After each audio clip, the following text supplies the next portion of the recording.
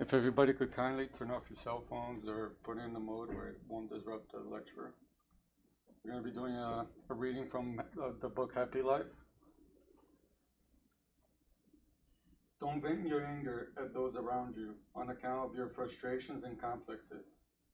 They suffer enough already without having to deal with your load of bitterness and problems. Trade places with them, and you will see how much you would appreciate a little kindness and compassion to mitigate your humiliation and suffering. They are your needy brothers and sisters. Should they be scornful and rude, teach them with silence and benevolence. They are unacquainted with good manners, so they need your example.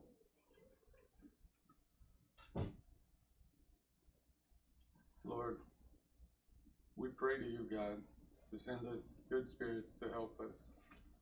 Inspire us to recognize your beneficial influence and give Adriano strength, courage, and resignation to pass your teachings tonight as we venture on this new journey at our center. Thank you for this opportunity. Amen. As most of you already may know, Adriano is the founder of the Mount Vernon Spiritist Center.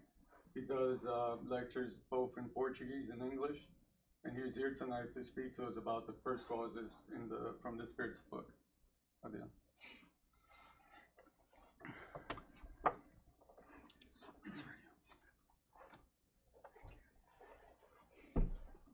Oh, tem relógio ali. Just watching. I don't need my.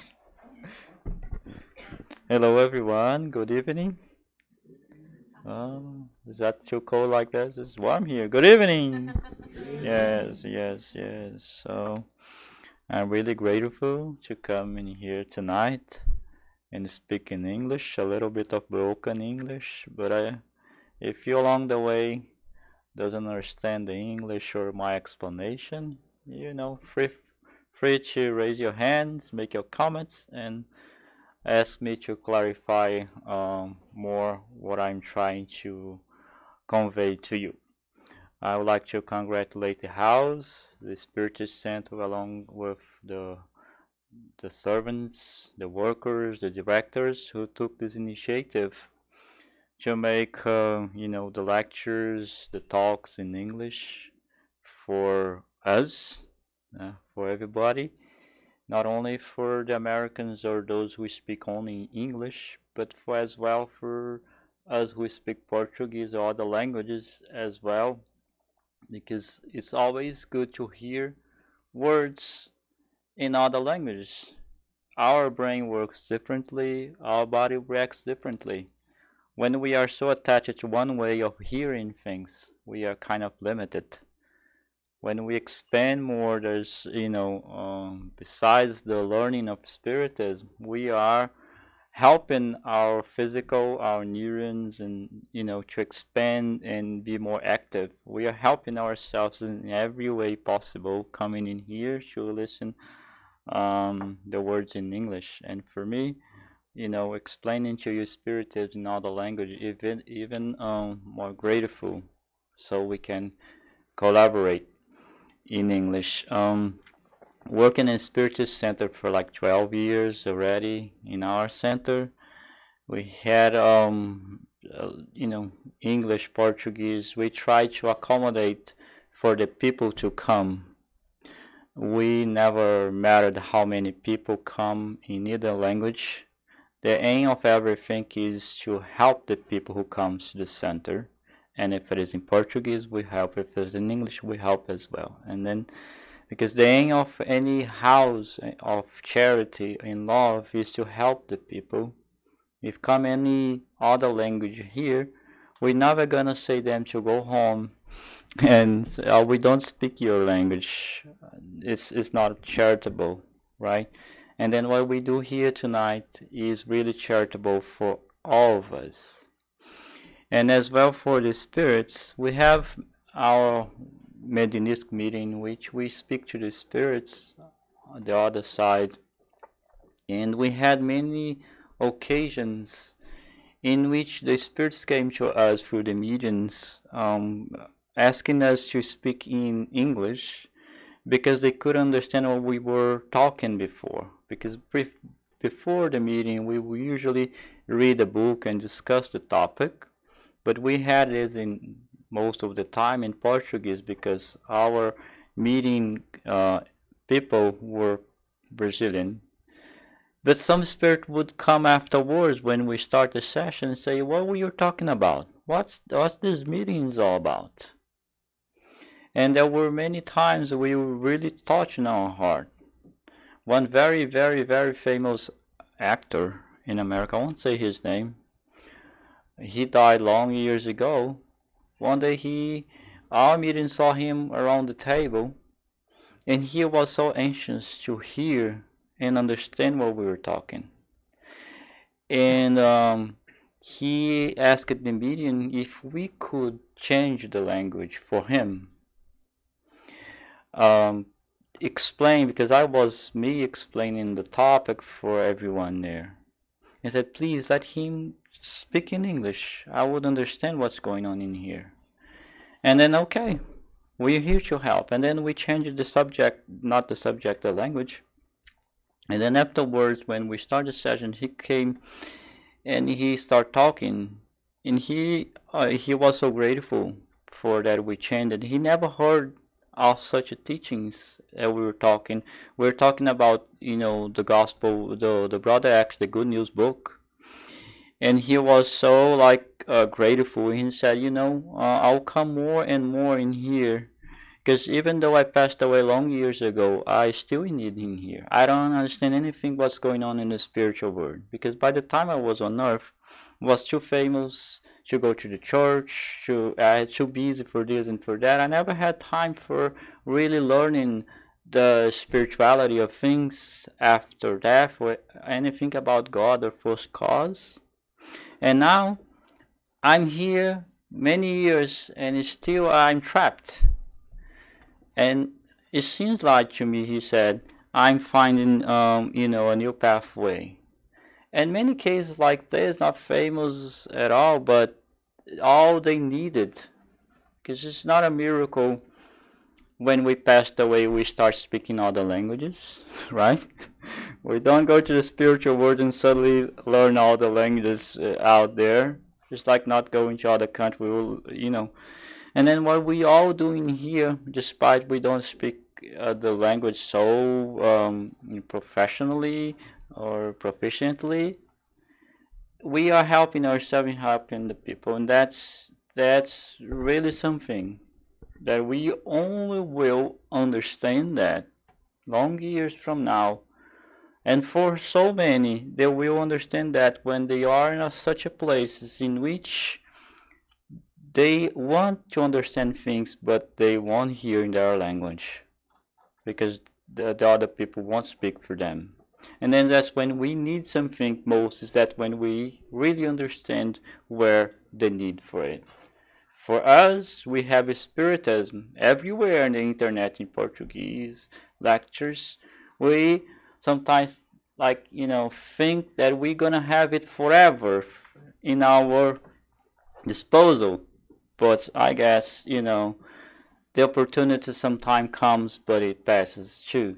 And then maybe for the English speakers, English learners, they will have them in the future and won't have it. And, when we do for people, we're doing for ourselves.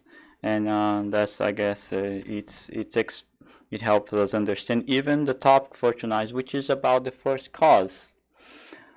The Spirit book, it's the book that most clarifies us about the first cause. Mainly the first pages of the book, the Spirit's book, the first questions. Kardec directs the questions to the spirits regarding God, regarding the first cause. And then I suggest you to read the Spirit's book, not only the Spirit's book, but the whole books of Kardec and many others. As well, the André Luiz books, especially the book Evolution in 2 Words, the first chapters mainly, it's a lot clarifying about the first cause. It helps us understand a lot. It is it is essential to us, to the human beings in every creation, intelligent creation in the universe, to really understand about the first cause, which we call God in English. In Brazil we call Deus, in other languages they call the names. But doesn't change anything, the name that we give. If we call first cause, it will be the same. If we call God, Deus, or any other, that will be the same first cause. Alright? And then if it is the first cause as we understand and accept it, and we are not here as well to contend against other views that we would not say that the first cause we call God. We're not here to explain for the atheist, the agnostic, that they are wrong. We are here for ourselves, to clarify more for ourselves. I no intention at all to convert no atheists to be believing in the first cause which I call God. If they by chance listen to us and for themselves understand and put their effort to, and then of course they'll be so great for them and for us too. But I'm not trying to bring any explanation to try to convince on them. I'm bringing here a reflection for us in here and for those that may listen in there online. Okay, for those who are listening too. Use this reflection to make this world better, to make themselves better, to make themselves connect with the first cause better, to grow. And if by any chance any agnostic, any other atheists get it, that's wonderful too, right? So if you are agnostic out there and expecting me to, try to argue, to prove to you something, we're not here for that. We are so far away to understand really, really the essential of the first cause. We're given the first steps because we are evolving. And I'm gonna bring you some of the slides I brought to you. As I was talking to you, understanding the first cause, which we are to understand, and we accept it in the Spiritist as being God. As I said, is essential to us. I, for myself, had a terrible experience when I was a kid. Because I wouldn't understand God at all as I understand in Spiritism. And I was trying to think as many people would think. Many children may be thinking that way as well. I thought with myself, if there were not God at all, who had created this? If there were any God, how the universe could come about? And if there is no universe, I suppose I thought with myself that the universe didn't exist, I wouldn't exist at all. And what would be in the place where Earth are now and all the planets and everything else would be? These were questions that popping out in my mind all the time. And to tell you the truth, I become a lot mad about it. Sometimes I become dizzy to think about it because I had no answer at all. I thought with myself, if God didn't create my mother, my father, it means that I didn't exist at all. That was my conception. And to think that I couldn't be,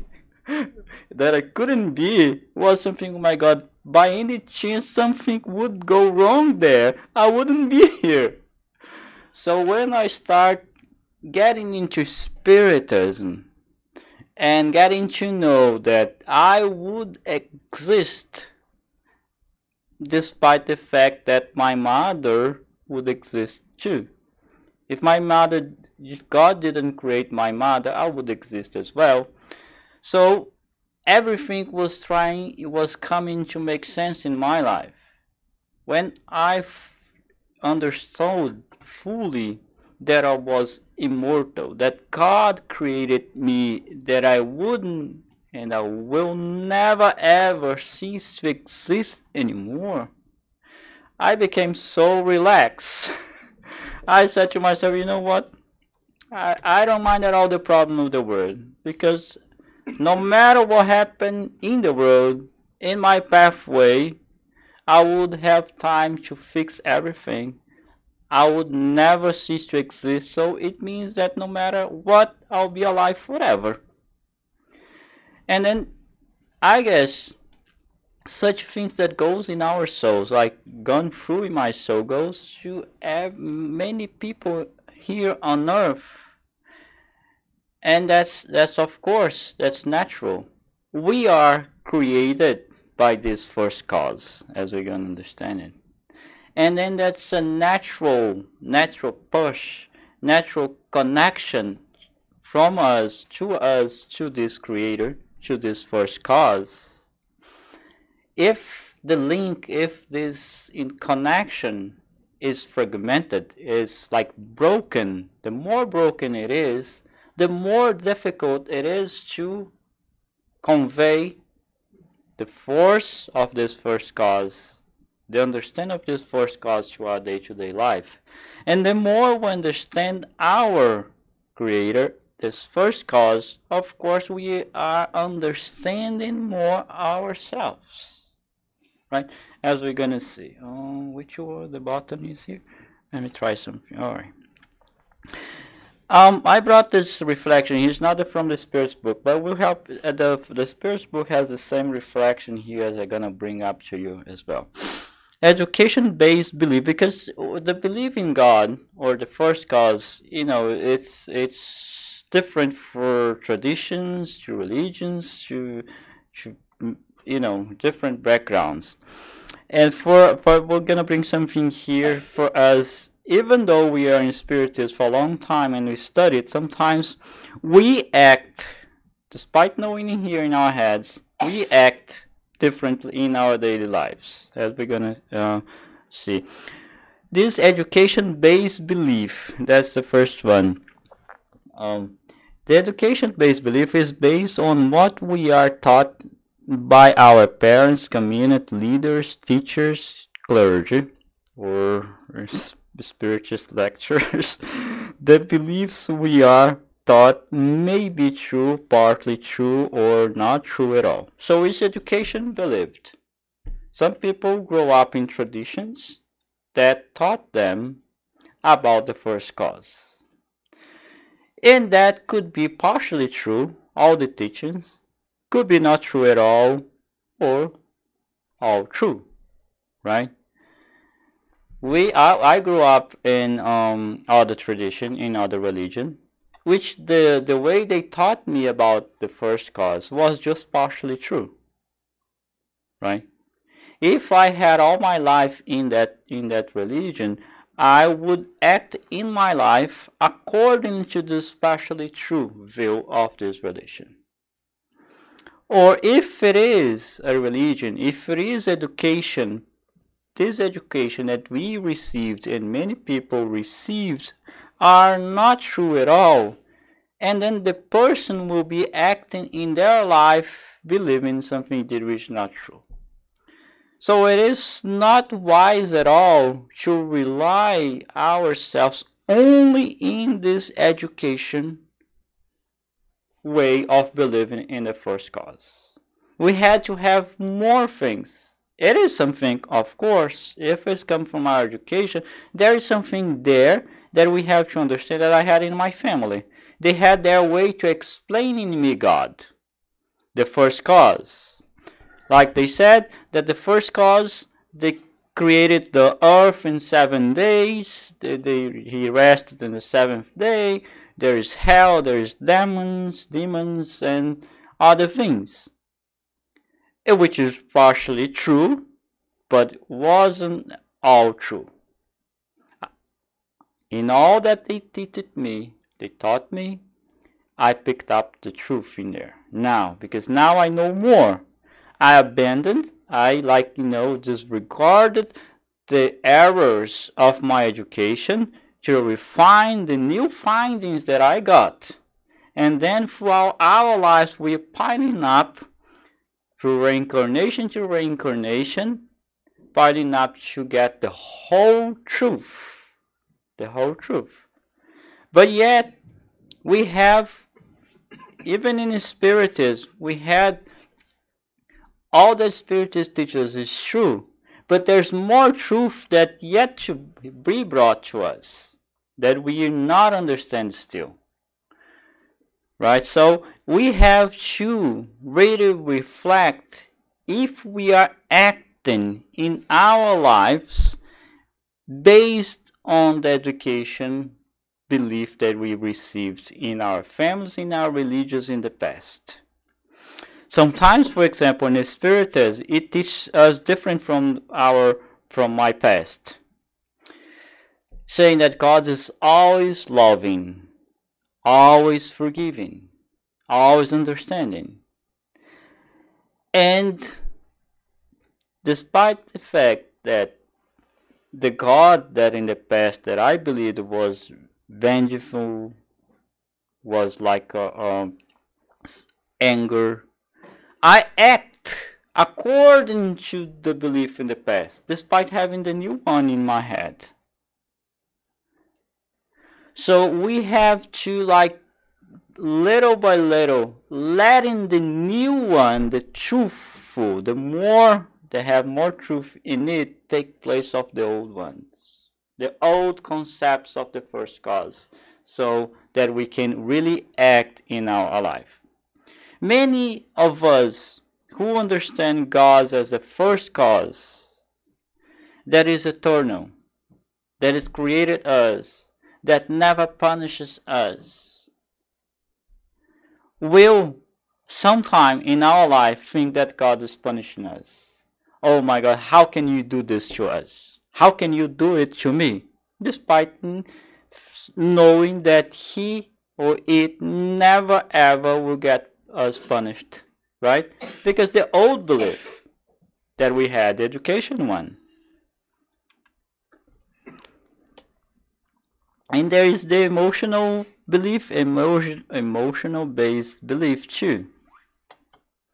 Sometimes our beliefs are shaped by unconscious needs and desires, including anger and fear. The emotion based belief says, what I believe is what feels right to me. If it feels good, it is real. So there is this, right? That's the most common thing on earth now. We can really go deep in understanding the first cause, knowing there in our heads. But because of our interests in life, we tend to disregard it. If this belief matches my interest in life, and then it is true. If it doesn't match my way of living, and then we tend to disregard it. So my belief in God, as it's saying here, is so true, is shaped most of the time by the needs that goes inside of us. If I had a need, like for example, to be super rich, the God that I seek in the universe, the first cause that I seek to have created the universe and everything in it, should be one that matches my interest in getting super rich.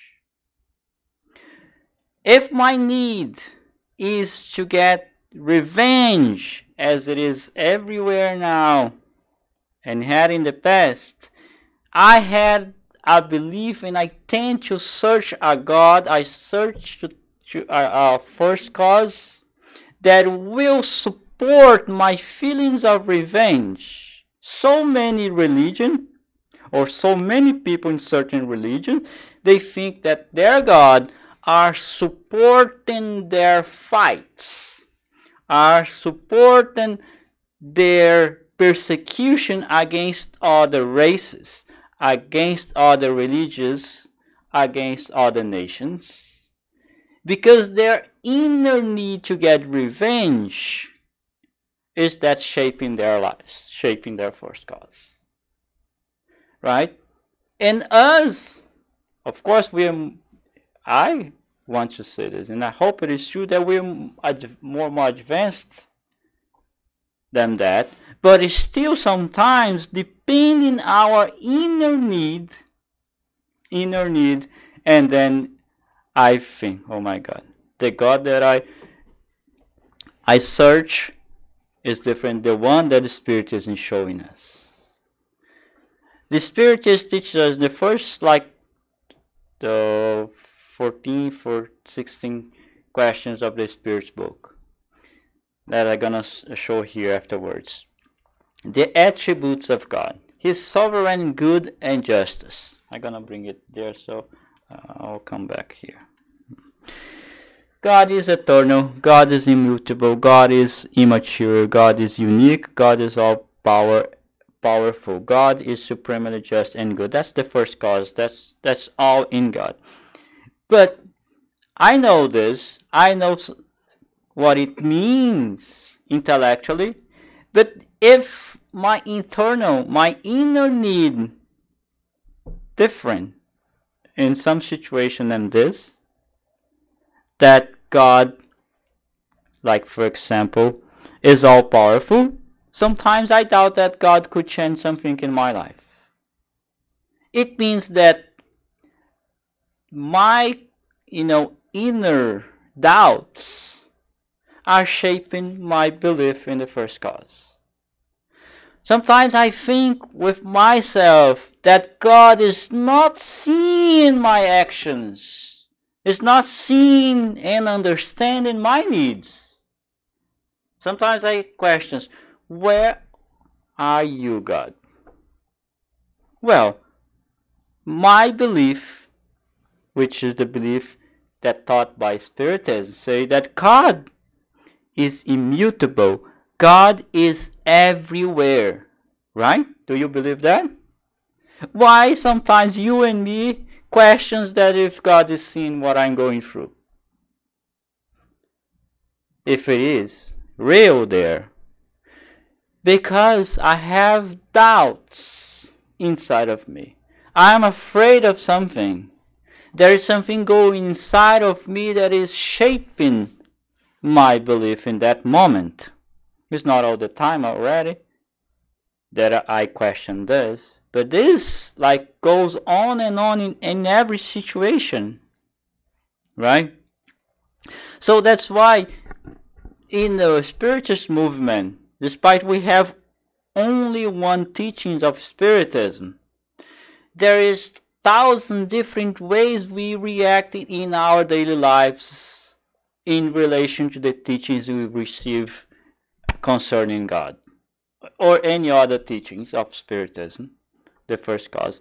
Because every one of us has 1,000 different needs, unconscious ones.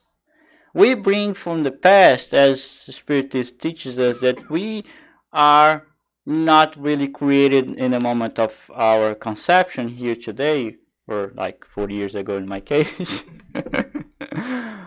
but 1,000 years, or maybe millions or so. So we bring this, this luggage in our spirit, and we bring a lot of needs, unconscious ones, that the moment of facing our day-to-day challenges, and then these belief in God will be, put to test according to my word view, my inner view, by the way. I'm gonna come back here a little bit more. Where I stop it, emotional based belief. And of course, not to say much, there's those very egoistic ones that, of course, they seek in a God to believe in a certain cause of the universe, but if it strictly feel their egotistical and selfish way of living. If doesn't, If we try to explain something for the person about the first cause, the first moment that our view or the spiritist view go against their way of living, that contradicts their way of shaping their life, and then they tend to disregard it. They say that science never proves God. Science has have no business to prove God at all. Science is not here to prove God. I don't believe so. Because God doesn't have to be proven by nobody. Because God, the sovereign power of the universe as we hold it true. How could be science? How God will depend on our little science to prove about it? In science, we see God. The way the science studies the creation, the consequence. Because here in the Spirit's book, the Spirit says that there's 3 elements, 3 things, only 3 things in the universe. God is one. That's the first cause of everything. Us is spirits. But I'm not talking about the body, right? About the spirit. And matter. Or I would say the fluid, the cosmic fluid.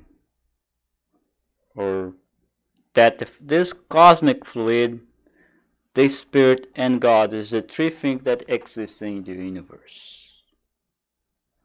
This fluid, the cosmic fluid, will give, of course, trillions and billions of different shapes for the universe. Our earth, our body, everything that we see, energy, comes out the modifications of this fluid. It's not the top for today, but all that exists, this chair, this table, computer, and everything comes out of this fluid, or the universal fluid, the matter that we see, right? It's in different state, like trillions and billions of different states. So we are spirits. All right. Imagine we are very special. We are very special. We are one of the 3 elements of the universe. It means that we don't have too much competition. And of course we don't have competition besides competing against each other that we do most. Because the universal fluid, or the matter that we see here more, doesn't compete against us. It's not intelligent at all, right? It means that this chair is not trying to compete against me. It's not trying to, So it means that we are intelligent beings, and we have to hold hands together, not competing against each other. That's the first cause that gave cause to us. Once we were created, in certain point of this eternal time that we don't know when, we never ever be ever destroyed. And it's so consoling. For me, it's the most consoling thing ever. Because sometimes we're so desperate, anguish. Just relax. Enjoy your immortality. Just sit sometimes in your couch and say, "Oh, I'm gonna enjoy my immortality here. I go nowhere ever out of this universe." So it means that we have time for everything. Don't get too lazy, though. Could our inner sentiment about the existence of God be the result of education and the product of acquired ideas? That's the question in Spirit's book. Question 6. If such were the case, why do even members of your primitive culture also have these intuition? So the Kardec was like trying to ask in the spirits if our belief in God were the product of our education. That's something that we discussed before. No, because even the primitive people of the past, the cavemen, if we study the cavemen, or even before the cavemen, the Ice Age, they had some kind of spirituality. They believed in such a kind of higher power, not the first cause as we understand in here, so much more advanced. But they had it in them. They understood by intuition. It means that the God, the first cause that I have today, is refined along the way, but it's not at all the product of our education. Our education shaped it in some way, our view about it. But the inner knowledge that we have about this first cause is in us forever, since we're this first cause that had created us. Nobody ever had the power, not even us, to take out, to remove, to destroy this belief. Even though sometimes it's so weak, we deny it, we cover it in every way possible sometimes, no one ever will be able to remove it out of us. It's something that comes with us, it's hardwired in us, there's no way ever that we have to, that we can remove it. So even the most evil spirit that they would say that I don't believe in God, they are just covering it up. I'm used to, like in this meeting, have conversation dialogues with very hard evil spirits, temporary evil spirits. But I tell you, they keep up like months denying, yelling against God and everything else that you can imagine. But the thing is that when they crack, when some high elevated spirits come close and they open themselves, it's just we hear a cry. It's emotional surrender to this God. They were just covering it up. In that we see they come with this fallacious yelling, and thus we can say, okay, let us just wait for now, because you're just covering it up for something. It's like on Earth too. There are a lot of people covering up with, no, the science show this, the physics, the quantum, and there's a lot of different theories out there that they rely on. But the end of everything, they will crack for it. And we see this all the time. There's no way that we can resist the power of God. And it is so emotional. It is so touching when, like, we see a spirit that will surrender to this. Sometimes, we take for granted the importance of these teachings of tonight and everyone's that we discuss about this influence of God, influence of Christ, and everything else in the spirit. But when we see someone out there in the spirit realm lost and suffering, and they come to us and say, when I was on earth, I never ever heard someone talk to me about God. My father, my mother, my educators, my brothers, nobody ever told me about love. Nobody told me that I had a creator, that this earth, that the universe had a first cause. And I'm here lost.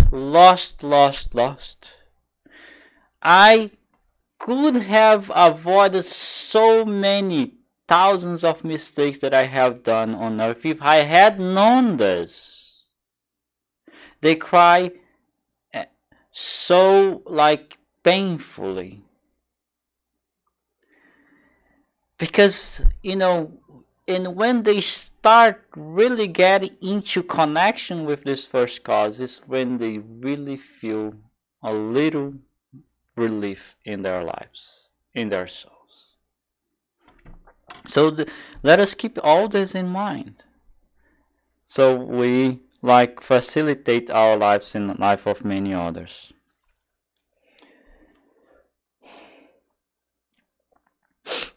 um, sorry, I have to say in here. my my religious consists of a humble admirations of the unlimited superior spirit who reveals himself in the slight details we are able to perceive with our frail and feeble minds. That deeply emotional convictions of the presence of a superior reasoning power, which is revealed in the incomprehensible universe, forms my idea of God. That's what Albert Einstein said. So, this inner feeling, by his understanding of the universe, which were and is much more advanced than ourselves, the only, thing that comes to his mind, to his idea of God, which is his power, that we call God. How could someone deny that that the first cause had an intelligent, it is an intelligence behind the first cause. It is not like the some of the theories of science. It's not science, the whole science that accept this idea that there were the chances that created the universe, the Big Bang, right? Our science doesn't say that. It's the scientists, it's the people that say that. They choose to see that. The scientists that just make the science. If there are no people, there are no science, right?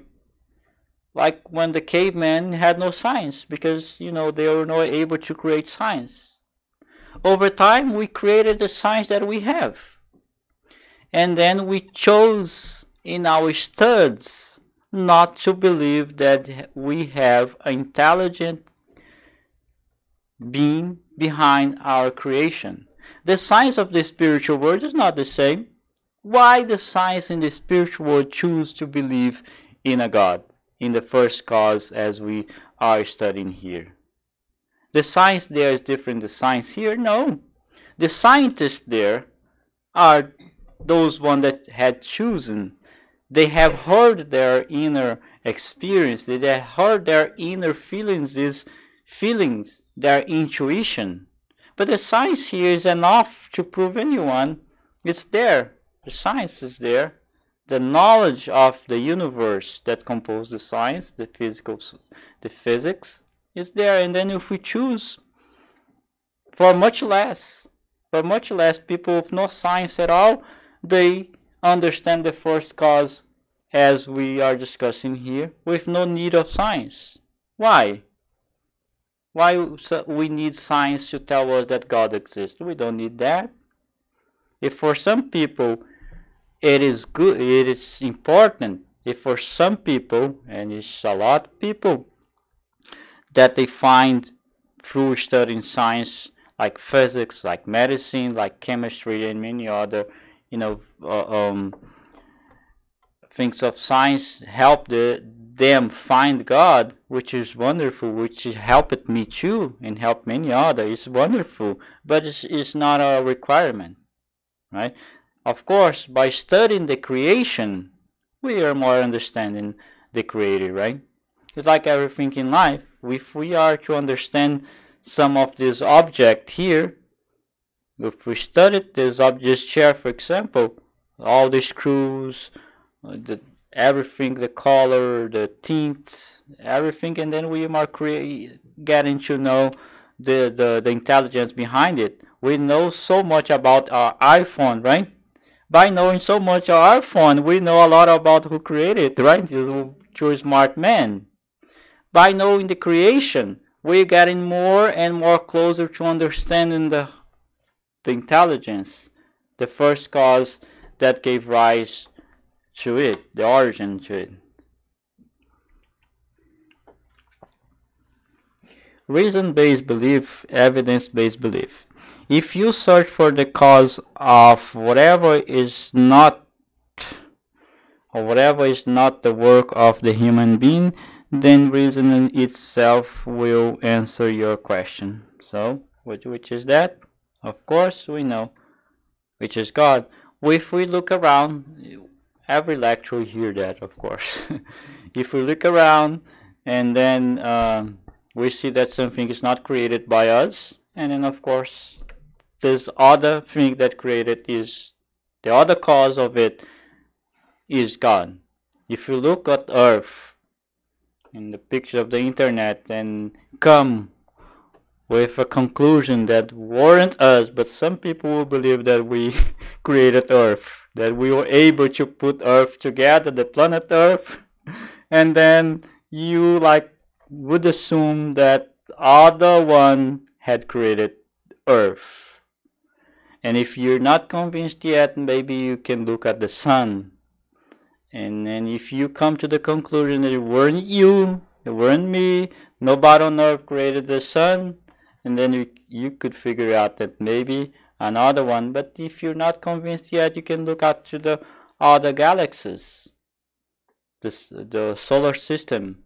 And then the only possible conclusion that comes to us is that we're a first cause that is intelligent. There is all this here and much more. This first cause is the attributes of divinity, or attributes of this first cause is this. It has all this, is a synthesis for us now that the Spirit gives us, which is eternal. You weren't created. I know it's hard to comprehend something that weren't created because we are created, right? We can't comprehend yet something that weren't created and exist. If you keep thinking on it, you're gonna be like dizzy like me. Sometimes I tell you, even like studying spiritually for a long time, if I stop for half hour thinking of something which is God that weren't created, how it come out to be, I become dizzy. I lost myself. Because it is very hard for us. But let it be there. We had only to assume that it has a way that we are not able to understand. It's eternal. That's all we need to know, and to have it as true. God is immaterial. It means that it's not the materia. It's not matter. It's not the universal fluid. It's not a spirit, us, right? God is something else. Like we said, we have three things in the universe. The Spirit's book tells us God, universal fluid, and the Spirit. So it means that God is not the Spirit, and God is not the matter. God is not the universal fluid. It's something else, right? It means that it's immaterial. If we like trying to shape God in terms of matter, and then it's not totally true. It's not true at all, right? God is unique, which means just one God. We can, our ancestors of other religions believe in many other gods, which is their way of believing.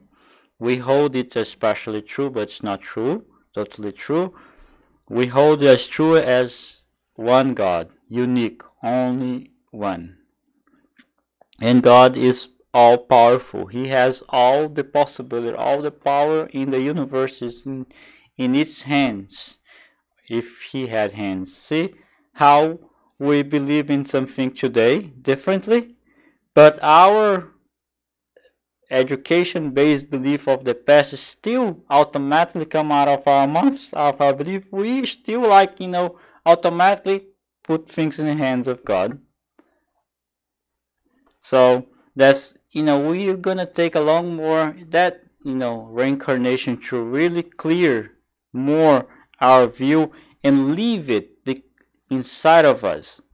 God is supremely just and good. That's the attributes, or I would say the qualities of God, that we hold it.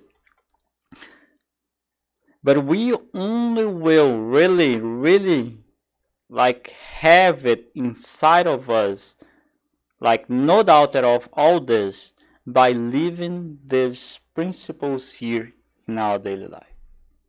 Because truth are only truths if we live them. If we go through in our life living them. Otherwise, the truth that we know here is just like the first step of understanding and having it in our mind. The truth only turns whole truth when we live what we believe. When we live like that God is unique in all our actions, when we live that God is supremely just and good, and all this here is ingrained in our actions, ingrained in our activity in society, and in 100% is where this here turns to be the truth, totally true for us. For now is just yet a theory, a physics that we have in us, that we hold it as truth. Implication for God for everyone. That's really interesting here too. If the evidence for some sort of God process is virtually beyond any doubt, what implications would this have for how we live our personal life, and how we structure our educational, science, business, political, and religious institutions? So there is an implication, right? That's one of the we're talking before. If we believe in the first cause that we're talking here, and then something have to change. If the society, the science there, the scientists like hold the concept that God exists, it means they had to change the whole thing. The education will be changing. Our structure in society will be changing. In schools, everywhere should be changing. That's what holds us back a lot. To really assume we in the backgrounds, in our homes, would say that God exists or accept it, but out there, we dare not to hold it. We dare not to tell everyone that we believe in a God like we're talking here. Because if we say that, and then there's implication. Oh, okay, you believe it. And then we have to act according to our belief. Joanna Jones says that the healing for our souls comes when we act according to our beliefs. We believe in a first cause, as we are explaining here. If we believe by this, if we live day to day by our belief, and then we'll be happier and happier and happier. But the thing is that we believe in something in here, but we not totally living them in our day-to-day life. There is this break in between. Of course, day by day we have strengthening and evolving to really cover up these gaps with the more harmonious actions with the beliefs that we have. And then that's in here. The implications of this is huge for the future societies, generations, which the concept of God will be more aligned with the truth. And then of course society will be changing because there is no other way. You are a child of God. God whose love floods the universe, and the presence is at the very core of your being. Therefore, fear nothing, do not worry. There is a destiny awaiting you, the fullness of life. To reach your good now or later depends entirely on your free will. Strive to develop your inner self, no matter how hard your path must be, knowing that whatever the situation might be, God is always with you. Joanna de Angelis, in this book, Child of God. In this book, Child of God, Joanna de Angelis brings many short message, which is translated to English, about the first cause in relation to our day-to-day life. We have this guidance of love of God inside of us. Nobody ever in any situation will be able to destroy, as I said before. Once I met with a spirit, he were very bad in the last reincarnation. Evil, to say that way. And one of the things of these evil spirits that when they are in the situation of the belief, they say that they are not really like a creation of God, and that they are not able to be forgiven by God because they have never done good things. That's something that they hold in their minds. But one thing that we have to keep in mind too in relation to anyone, that we have lived long in many reincarnations. And it's not possible at all that in all this reincarnation we couldn't have done one good thing. Of course we had done. Despite being evil, they have done something. And he was claiming that for not, giving up to the treatments, to the help that we were willing to give him. And I told him, you know what? You're not totally evil. You're not totally bad. You have done good things already. And he said, no, you're totally wrong. I never done good thing. I never, because I never believed in goodness. And I said, okay, I'm going to prove to you. I said, I'm going to make a prayer now. And you're going to see it by yourself. And then I start making a full prayer. I ask the help of the mentors. And suddenly, he remembered something that he had done in his reincarnation. He was like a doctor, and he has a pharmacy. And he was pretty evil. But one day, this woman, she came to his pharmacy, to his office, asking for medicine to give to her sons. I guess it was 3 sons that was very, very sick. And she had no money at all, had no means of paying him. By some instinct or something, he gave her the medicine. He done this good thing, one good thing in his life. And he said, oh, I did one good thing in my life. He was so happy. And this moment in which he reclaimed what he was truly his, this action, he connected with his inner God. And in this moment, the spirit of this woman that he helped in the past made visible to him in the spiritual center, in the treatment. He said, now I see her. She is here. The woman that I have, maybe, I didn't know how many years ago, maybe 200 or so. It was his previous reincarnation. And he was able to surrender to the love of God. And like, when he connected to his goodness, which is, the God within, he, forgot all about his evildoers that he done. And that woman that received the medication how many years ago, century ago, she were there, the spirit were there to rescue him, to pay him back the love, the kindness of little kindness that man were able to do in this reincarnation.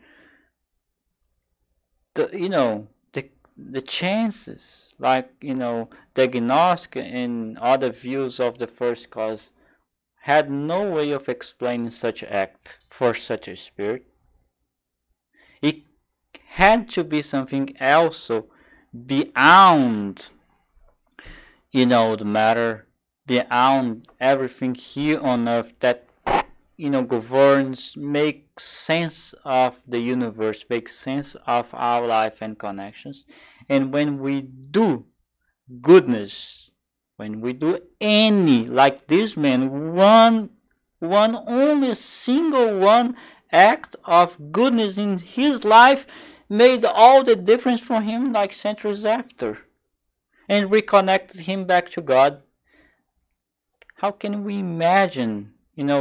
We take for granted little things that we do, that we receive, but maybe for some like him were the salvation, I would say that way, for him in that moment. And the one that received his goodness, this, connection with the supreme love and kind God, were there for him. That's all which bounds us together, that ties us together, is the attributes of God. Every moment that we leave one of these here, in any situation, and then we are truly living the true God. And then we are building up, we are giving life, we making life possible. And then only one single thing is able to revive us, is able to really, despite our denial, any other denial of, of us, any sort, will be teared down. Our time is over. I hope that it brought you some, insights. I suggest you, invite you to read the Spirit's book, Genesis, because it's gonna clarify a lot. It's, we're speaking here about the creator of the universe, the first cause. We're not. If we were to speak about me and then 1 minute, 30 seconds will be enough. But to speak about the creator of the universe, I couldn't do it even in 1,000 years of lectures, one after another, right? So the thing we bring here some ideas, spots of ideas, so we can all have a little more clarifying. And that's all we have today. Thank you very much.